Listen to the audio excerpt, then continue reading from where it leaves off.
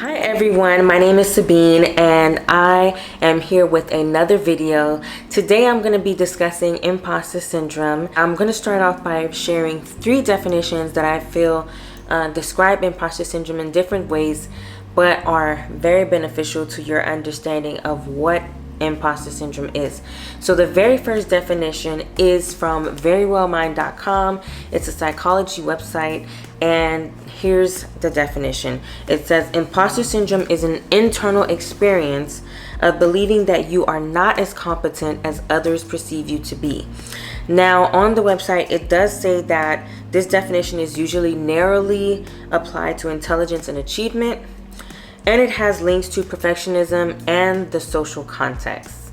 So the second definition is from the Merriam-Webster's dictionary, and the dictionary refers to imposter syndrome as a psychological condition that is characterized by the persistent doubt concerning one's abilities or achievements, accompanied by the fear of being exposed as a fraud despite one's ongoing success. So the third definition is coming from Michelle Obama, the former First Lady of the United States, and this is what she had to say about imposter syndrome. It's a thing in your head. It's just like self-confidence. It's just like any internal characteristics. Much of it is what you practice telling yourself. And if you've heard you're not good enough, that is what you're practicing. And I am here to tell you it is not true. You wouldn't be here, you wouldn't be doing what you're doing if you didn't belong.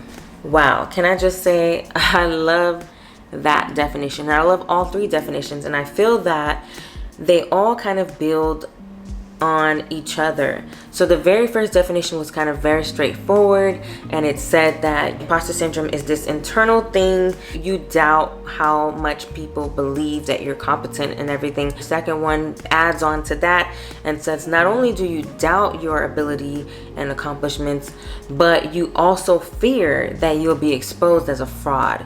And so there's only a matter of time before people start to catch up with how you see yourself, and they will conclude that, yeah, you're not worthy of these accolades and these accomplishments, just as you already feel. And the third definition from Michelle Obama I love, especially because she gives us an example of imposter syndrome by relating it to self-confidence. She basically gave us an opposite so that we can wrap our minds around it. And self-confidence is, she's saying, it doesn't just come from anywhere. It comes from the internal messaging that we give ourselves. And so imposter syndrome being the opposite of that is because we practice negative self-messaging. To reverse it is really just to do the opposite. If you want to be more self-confident, then you need to tell yourself you're confident, you're smart, you're beautiful, you're all of these things. Eventually, as you continue to practice those positive messaging, it will show. It will show in the way you live and how you carry yourself and all of that. But when you practice negative messaging, when you internalize the messaging of others, if you've been told you're not good enough, then that's what you're practicing. So what I found to be very interesting with that part of the definition is we essentially have a choice with what we accept and do not accept into our lives. And so whether you know this or not, because I don't believe everyone who accepts negative messaging is there that they're doing it knowingly, you do have the power to choose to ignore or reject that messaging. But if you receive that messaging, if you accept it, if you agree with it, then of course you will then internalize that messaging, and then now it becomes a truth for you. So this process that I'm talking about is really the basis of what is explained in the book, The 4 Agreements. If you haven't read it, it's an awesome book, and I will make sure to link it down below so that you can check it out. The 4 Agreements discusses this idea that everything that we know, that we believe, that we are accept as truths in our lives do not come from us, but it comes from other sources. It comes from our parents, our friends, our family, our siblings, whomever. It comes from outside sources, and then we have chosen to internalize those messaging, and we have decided to choose what we want and don't want. Like I said, we don't always do that knowingly, especially as a child. You basically take in whatever is given to you. And so if you were given very positive messages, then you are likely going to grow up to be a very positive person and hold yourself in high esteem. Even if unknowingly you were given the opposite, but sometimes you can have parents in an environment that has good intentions, but it doesn't necessarily translate in the messaging. They might tell you, well, you know, you are smart or you should be smart, but that's different from you are smart. Messaging is key here. I just wanted to relate that to my very own experience. When it came to my desire to start a YouTube channel, I said this in an earlier video on my channel that I had wanted to do YouTube for so very long. And I kept making excuses. I kept saying, well, I can't do YouTube. I don't have a camera. I got a camera. And then it was something else. And then it was another. And it was another. Then it was editing. You know, and even when I learned to edit, I still kept making excuses. And finally, I told myself, you know, enough is enough. So many people have a goal and they go after it and they learn in the process. Why can't I do the same? Why am I punishing myself by saying that I have to come ready to go? No, it's a process, and in going through that process, I will become even stronger, even better. My skills will build in whatever it is. And so I'm gonna come as I am and go from there. I love the definitions. And another example I can draw from Michelle Obama's definition was from her own book, Becoming Michelle Obama. I'm going to reference that book down below as well. But in her book, she shares moments from her childhood where she says that there was a lot of stereotypes, negative stereotypes placed on the inner city children of Chicago. And she came from the inner cities of Chicago. And she said that a lot of her teachers and just in general, people didn't think very highly of Black students from Chicago. That gave her a drive and a push to want to do her very best because she didn't want to be grouped with those other kids, you know. She didn't want to be a stereotype. She basically made up in her mind that in order for me to be good enough, because everyone is telling me that I'm not, in order for me to be good enough, I have to work twice as hard and really just push myself as far as I can so that I can distance myself from this negative stereotype, because that's absolutely what she did not want for her life. Even despite all her efforts in high school, when she decided that she wanted to go to an Ivy League school, a guidance counselor told her, that school is not for you. You're gonna wanna go to another school. She just didn't see her at an Ivy League school. Thank goodness Michelle Obama rejected that messaging. She didn't internalize it, she rejected it.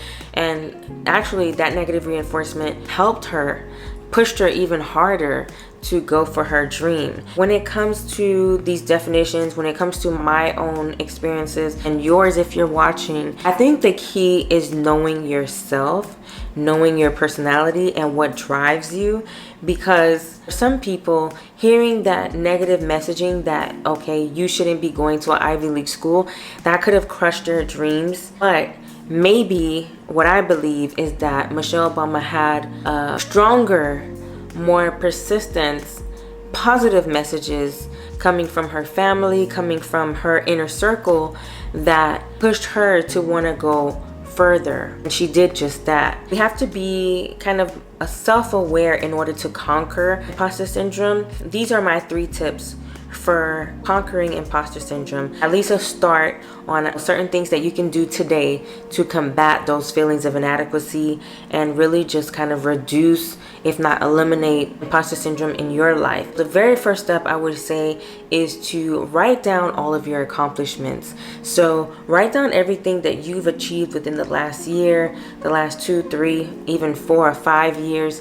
Write them all down so that you can remind yourself these things that you also believed were above you, that you believed that were so difficult. You made it through.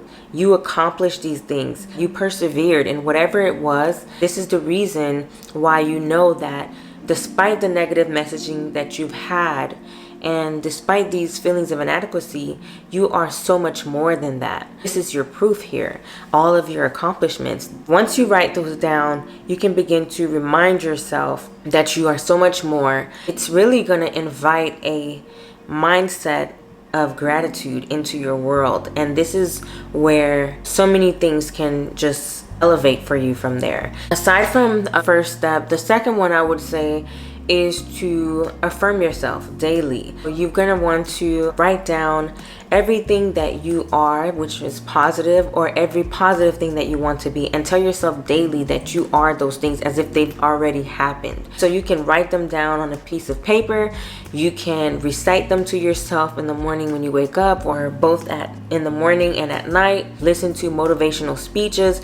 The idea is that you want to bombard yourself with positive messaging to, in effect, begin to reverse the negative messaging that you've been receiving for so long. That will definitely help, because again, you may not be in a position where you can positively affirm yourself all on your own. Using motivational speeches will help. Going online and looking for positive affirmations and then copying down those very same ones that you found online, reciting them every day, writing them every day, really just kind of making it second nature so that they become habit forming. These are the things, again, that you're practicing day in and day out until you believe them, until they become a part of you. The third tip I would say is to talk it out.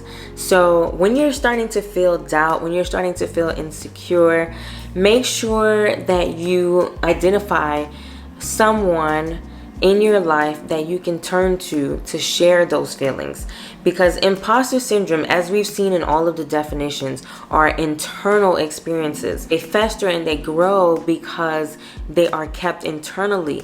But once we share them, either in a peer group or with a counselor, once we share those doubts that we may have about ourselves, then we can either be affirmed by someone else. They may tell you something that you didn't even know about yourself that will affirm you, or they may share their own experiences with you that will at least let you know that you have other people in community with you in feeling this way.